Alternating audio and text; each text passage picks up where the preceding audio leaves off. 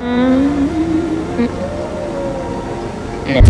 don't understand how you could look at yourself in the mirror, all old, sagging breasts,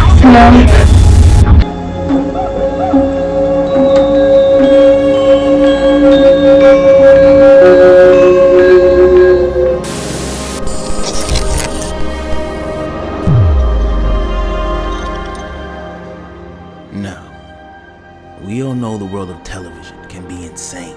What we see on the screen is usually the polished, finished product, but live broadcasts have a way of exposing how raw and unpredictable life can get sometimes. 力を出さないでね。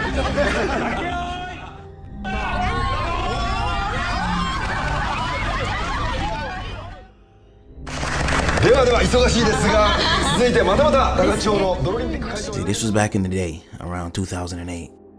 On Saturday, June 14th, they have a Japanese network known as Television Miyazaki, and it was airing its regular live programming, and that day's segment featured a game show challenge set, and the game was quite simple. 2 participants would stand back to back on a small wooden platform, suspended over a shallow pool of muddy water, and when the timer began, each contestant would try to unbalance the other and knock each other into the mud, all without turning around, with the last person standing being crowned as the winner, while the loser just ended up with a face full of mud.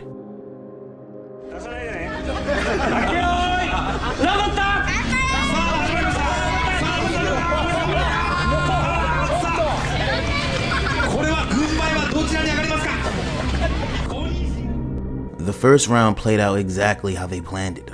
One contestant lost their footing and ended up submerged, face first, to the amusement of everyone present, really helping to capture the joyful energy that Japanese game shows were known for at the time. But things got livelier when the contestants managed to persuade one of the show's hosts, Tachi Yanagita, to come and join the fun.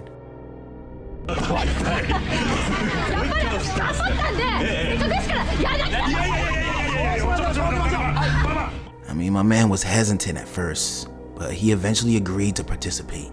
Spirits were high and laughter echoed throughout the fields. Now, from the moment the round began, shit was clear that he wasn't exactly a competitor in this. Like, he had no idea what he was doing. The lack of balance gave the outcome away almost instantly.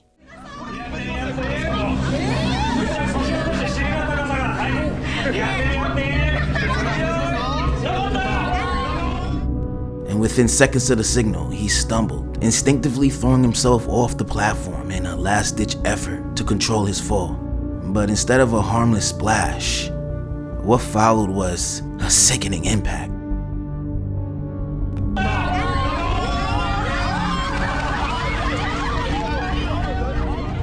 He landed headfirst into the shallow water, which was no more than 6 inches deep. Beneath that thin layer of water lay dense, compacted mud, and his skull collided with that shit directly. Yo, on live TV too, this was catastrophic. The force of the landing snapped his neck immediately, rendering him completely paralyzed from the neck down. In an instant, what began as a silly moment for television turned into a silent tragedy. His body is motionless, damn near lifeless, apart from the few breaths that he still have in his lungs. But what happened next is really insane. Like, the production crew was unaware of the severity of his injury. They assumed he was just playing around, perhaps doing it for the TV, pretending to be overly dramatic, believing that he had to have been faking it, that it was all part of an act. They laughed and pushed his head further into the mud. I mean, they were even splattering more mud over him in this mock celebration of his loss. They honestly thought they were adding to the joke, not realizing that they almost killed this man.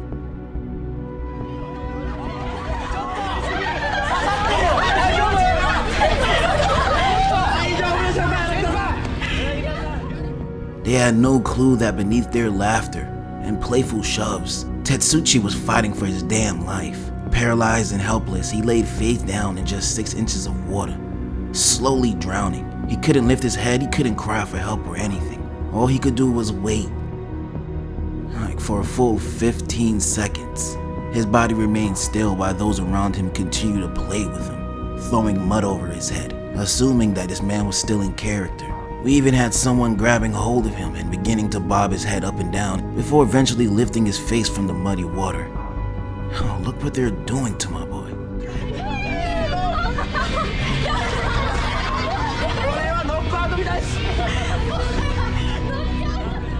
But even that small amount of relief didn't last because they shoved his face right back in the mud, unaware that every second counted and that they were unknowingly worsening an already life-threatening situation. It's honestly almost unbearable to watch. It's made even more disturbing by everyone laughing in the background, all completely unaware that this man is really about to die. Finally, after what seems like an eternity, someone lifts his limp body out of the water. The camera then abruptly cuts away, returning to the main broadcast, ending both this man's suffering and the viewer's discomfort in one swift transition. Man, and by some miracle, Tetsushi survived, but only just. Doctors later revealed that just a few more seconds submerged in that mud would have likely killed him, and thankfully, that was not the case.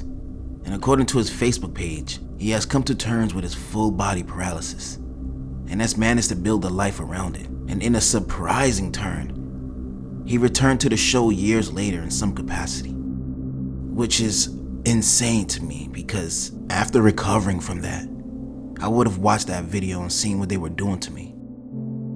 There's no way I could have forgiven that.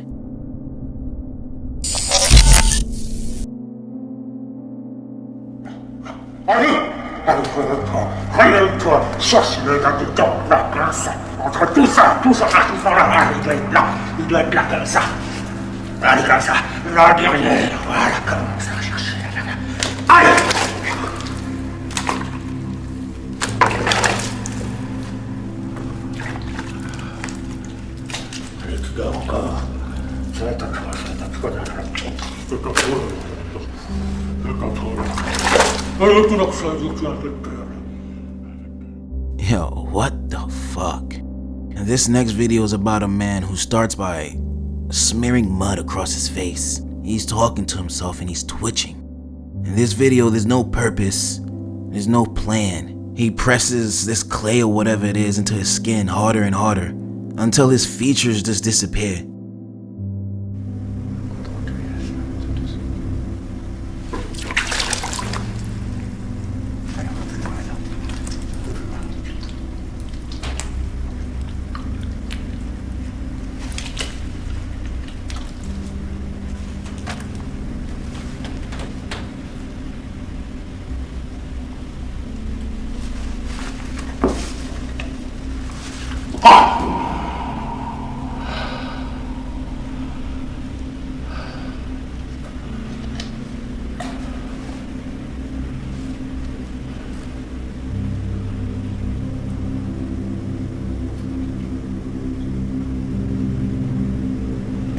Like I said earlier, there's no purpose to this. It's just chaos. He's digging into his face with his hands, reshaping it like he's trying to become something else. He moans, growls, and grabs like he's fighting something. Everything about this video feels wrong. I don't know, man. I don't know if this is what people consider art, but this looks like a man possessed to me, or someone who's mentally unstable.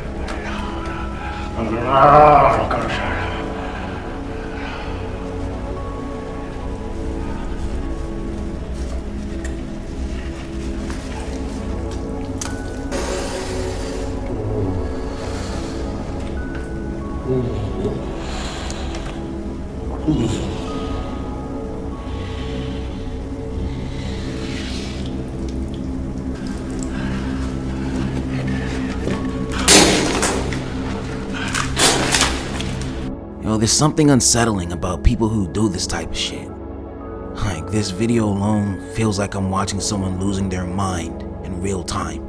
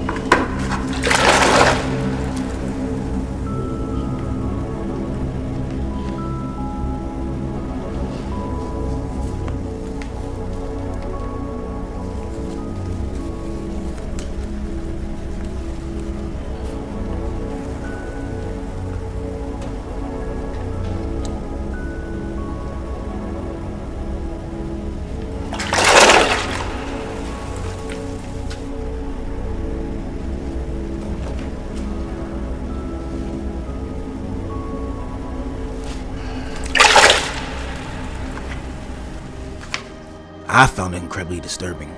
I'd like to hear what you guys thought about it.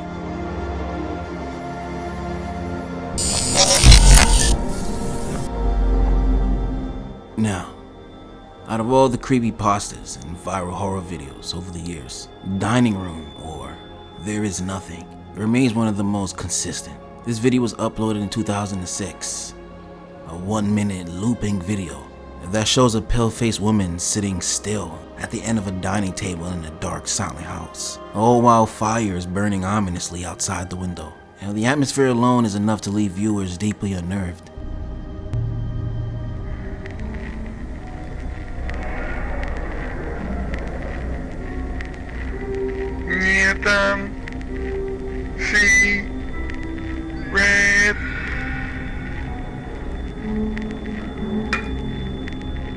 The woman opens her eyes eventually in the video and whispers the words, "There is nothing," but it's in reverse. She then buries her face in a bowl of food as the camera pulls back to reveal the room. The footage plays in reverse, and when she lifts her head, she repeats the phrase in normal order, with the video ending with an unsettling image of her eyes closing once again.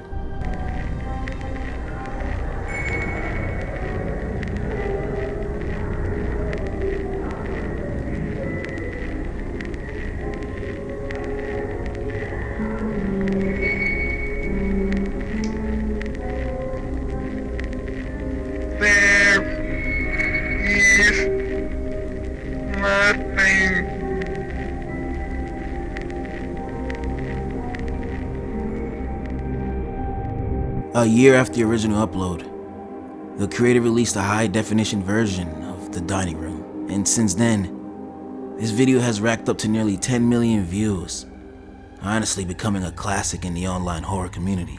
The nature of this video sparked widespread speculation as well, claiming that if anyone watched it, it would place a curse on the viewer, which I'm sure a lot of y'all don't really believe in it. I know I don't, but if you do, that's my bad. You saw it.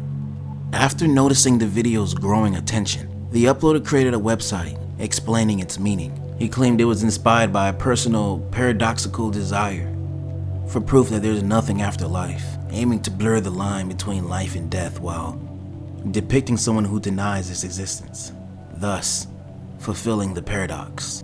Despite its unsettling nature and the way it's haunted millions worldwide, The Dining Room, or There Is Nothing, is simply a short film by David Earl, a communications professional with a passion for experimental cinema. And the woman in the video, Leah Purr, is a Danish artist involved in esoteric projects like this one. So, even though it was a project, Dining Room has still become a classic in the online horror community since its release many years ago.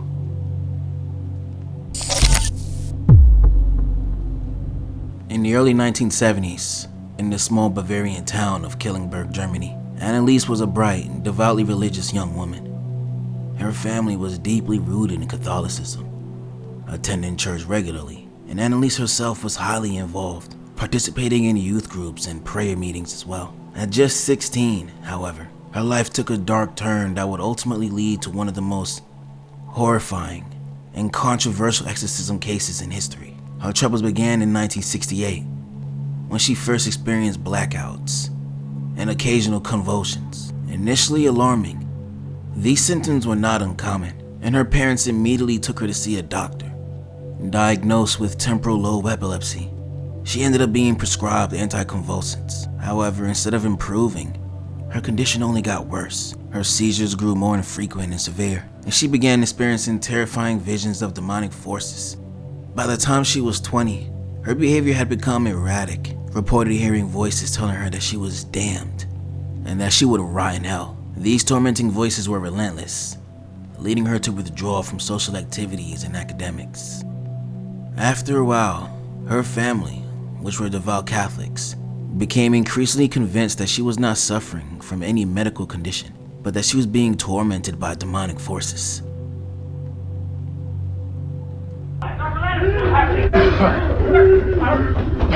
Annaliese, stop! Annaliese, stop it! Look at me! Annaliese, look! I can loosen them up a little bit. Okay. That's it. Why did you kill that doctor? Why would you do that? No, I don't. I don't do this.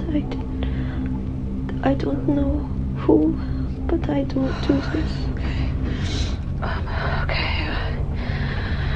Okay, just a little bit, okay? No, let go. You really are a stupid bitch. What? Don't you know that Annaliese doesn't speak English? Please let go. Ow! There's something awfully familiar. In 1973, she began to exhibit signs of extreme demonic possessions. As described in religious text, she would contort her body into unnatural positions, display superhuman strength, and apparently speak in voices that were not her own. She refused to eat, claiming that the demons would not allow it, and began to show a deep aversion to religious objects such as crucifixes and holy water, which would send her into violent fits. Her family ended up turning to the church for help, believing that medical science had failed them. But after some hesitation from the church, the local bishop granted permission for an exorcism to be performed, and appointed Father Arnold Renz and Pastor Ernst to carry out the rituals. Now, exorcisms were only to be performed in extreme cases, and thus began a series of 67 exorcism sessions over the next 10 months, each lasting up to 4 hours. These sessions, which were grueling and physically demanding, took a devastating toll on Annaliese's already weakened body. During the exorcism, she claimed that she was possessed by demons like Lucifer and Judas Iscariot. Myself out of my misery. I don't understand how you could look at yourself in the mirror, all old, sagging breasts now. You're nothing but a piece of trash. Who would love you? No one would love you. You've been used up. That's right. Go. Go, Sandy.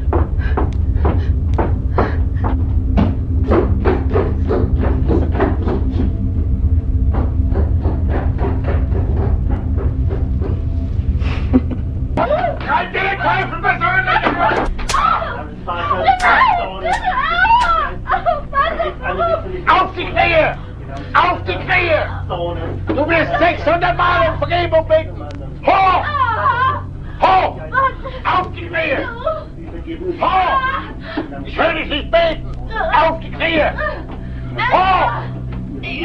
Auf die Knie! Ich höre dich nicht beten! Bitte um Vergebung von deinem Vater Jesus Christus! Hoch! Lauter! Runter! 600 Mal wirst du das machen! Hoch!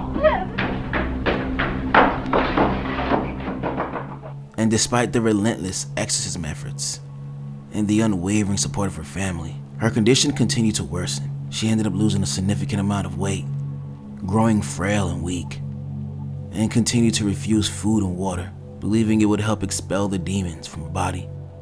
By the middle of 1976, she weighed only 68 pounds, and her family watched in horror as their once vibrant daughter deteriorated into a shadow of her former self. I mean, they prayed for a miracle, but that shit never came. On July 1st, 1976, Annaliese passed away at home from malnutrition and dehydration.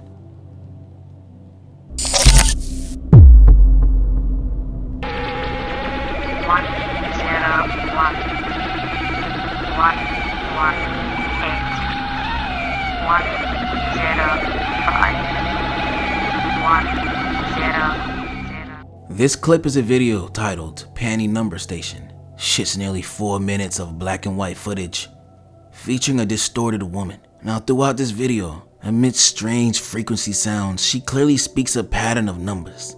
And when it's translated, using the American Standard Code for information interchange, the numbers reveal the phrase evident agenda. And this type of code is not exclusive to the Pany Number Station video, as number stations are shortwave broadcasts of numbers or Morse code that transmit important information. Uploaded by CPP Sonic, the video has garnered 2.9 million views, originally uploaded in 2006, and is now part of a partially lost alternate reality game. This ARG, known as the Lost Experience, was designed to engage fans of The Lost between season 2 and 3, adding a deeper layer of mystery to the show's storyline. The Pany Number Station video is an eerie and mysterious part of that experience, but the original upload of this reveals a darker version of the video than the one that we've seen, with the woman appearing upside down in the frame. The phrase evident agenda spoken by the woman acted as a password for players of the ARG to access a specific website. This ARG, known as the Lost Experience, was created by the writers and producers of the popular Lost TV show, and its purpose was to engage fans and expand the show's storytelling. The woman's identity remains unknown, and her character is never named in the ARG. Her image bears a strong resemblance to the one in Why You Never Became a Dancer, which included a disturbing photograph of a young woman who was a victim of a Japanese serial killer. As part of Lost ARG, on May 3rd, 2006, a new video was uploaded, further deepening the mystery of this video and expanding the universe for the dedicated followers of the experience.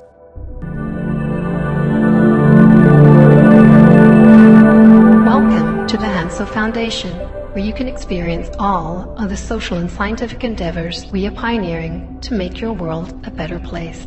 On your left here, please choose any of our programs to see exactly what we're working on, or find more content here and here. Make sure you also sign up to our newsletter so the Hansel Foundation can keep you up to date on our latest exciting developments. Thank you and namaste.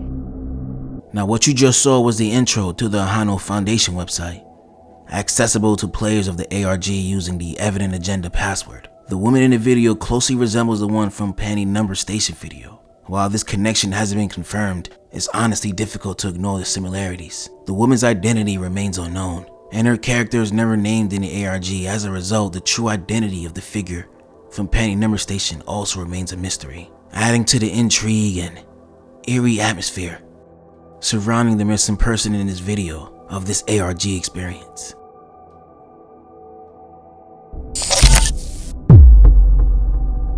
On July 29, 2008, Susan Powell, a mother of 2 from Utah, recorded a video in which she carefully documented the assets inside her house, stating that it was a just in case something happened to her.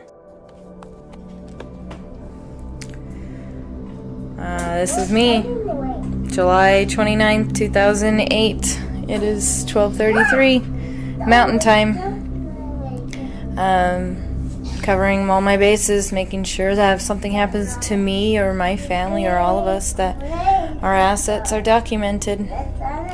Hope everything works out and we're all happy and live happily ever after as much as that's possible. The video was made at the suggestion of her attorney, who honestly feared that Susan's husband, Josh, might attempt to liquidate or take control of her assets. Their marriage had been in trouble for years, and Susan made subtle references in the video to the growing tension and unrest within their home. This is all stuff bought in a year or less through Home Depot on my credit. Josh bought a lot of stuff and then he had to bankrupt it. And then he bought a little bit more on my credit. There's a nice lamp. These are things to roll wood with. And I had necklaces too. I don't know where those are. I just got in a rage, as you can see, and broke this. There's duds and pearls and opals in there. Broke this and threw all my DVDs and made a mess. Because he was angry at me about a year or two back. Although Susan had been consulting with a divorce attorney about the possibility of leaving Josh, the two were still living under the same roof well into 2009, nearly a year and a half after she recorded the video. Well, on December 6th, Susan attended church with her two sons, and later that afternoon, a neighbor dropped by for a visit and left her home around 5 p.m. That same night, Josh Powell claimed to have taken their two young sons, Charlie and Braden, on a spontaneous, out-of-nowhere camping trip. Despite the freezing temperatures at the time, and the heavy blizzard going on as well. He said they had gone to a remote site along the Pony Express Trail. According to Josh, Susan stayed behind, saying she was too tired to join them. And the next day, alarm bells began to ring in people's heads when they realized Susan failed to show up, and her children weren't dropped off at daycare. After that, family and friends quickly reported her missing, and when Josh returned home with the boys, he told police that Susan had been asleep when he left, and that he had no idea where she could have gone. Police searched the Powell home, but found no immediate signs of foul play. Still, as the investigation unfolded, it became clear that something about Josh's story didn't add up at all, and the case would only grow more unsettling from there. See, inside Susan's safe deposit box at the bank where she worked, investigators uncovered a damning piece of evidence: a handwritten will and testament. And on it, Susan stated that Josh had recently taken out a $1 million life insurance policy on her, just a few weeks before she vanished. Even more disturbing was a line she had written, that if I die, it may not be an accident. And roughly 10 days after Susan's disappearance, authorities discovered that Josh had filed paperwork to withdraw funds from a retirement account, which was another red flag in an already suspicious situation. The man was soon officially named a person of interest in the case, while others were desperately trying to find her. He remained cold and detached. Despite the overwhelming evidence pointing towards Josh Powell, the man was never formally charged in connection with his wife's disappearance. Investigators did attempt to question their young sons though, but their age made it difficult to gather any reliable information. Now, while the kids did mention that Josh had taken Susan with them on the supposed camping trip the night she vanished, their accounts also included bizarre claims like arriving at the campsite by airplane, making their statements unreliable in a court of law. Not long after this, Josh ended up moving back to his home state of Washington with both of his sons, Braden and Charlie. However, as the investigation unfolded, authorities determined that the children were not safe in his custody, and Josh eventually lost them parental rights. But it was this decision that marked the beginning of this case's darkest and most horrifying chapter. On February 5th, 2012, more than 2 years after Susan's disappearance, a state caseworker arrived at Josh's home with the two boys for a supervised visit. As soon as they arrived, this man Josh locked the caseworker out of the house, started dousing everything in gasoline, and setting the house on fire, taking the lives of both him and his two children. If Josh's suspicious behavior during the early stages of the investigation had raised concerns, his actions that day in 2012 were an undeniable confirmation of his guilt. In the aftermath of all of this, authorities turned their focus to Josh's brother and father, suspecting that they may have known more than they let on. Despite strong evidence suggesting that Mikael, Josh's brother, had helped conceal Susan's body, the case came to a chilling halt when Mikael took his own life in 2013. Just a whole family of motherfuckers who's willing to take their own lives. More than a decade after Susan's tragic disappearance, her father won a lawsuit against the state of Washington, securing nearly $100 million on the grounds of negligence and failure to protect these two kids, especially since technically they were in state's custody at the time. A good portion of the settlement was donated to a charity supporting survivors of domestic violence. Even after 15 years, this heartbreaking event that claimed Susan's life and the lives of her kids, to this day, people continue to gather in Susan's hometown of Puyallup, Washington, each year to pay their respects and honor her memory. The last video Susan recorded documenting her assets gained much more attention after the tragic events unfolded.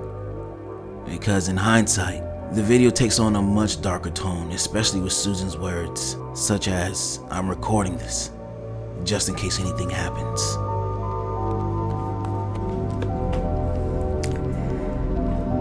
This is me, July 29th, 2008. It is 12:33 Mountain Time. Covering all my bases, making sure that if something happens to me or my family or all of us, that our assets are documented. Hope everything works out and we're all happy and live happily ever after as much as that's possible.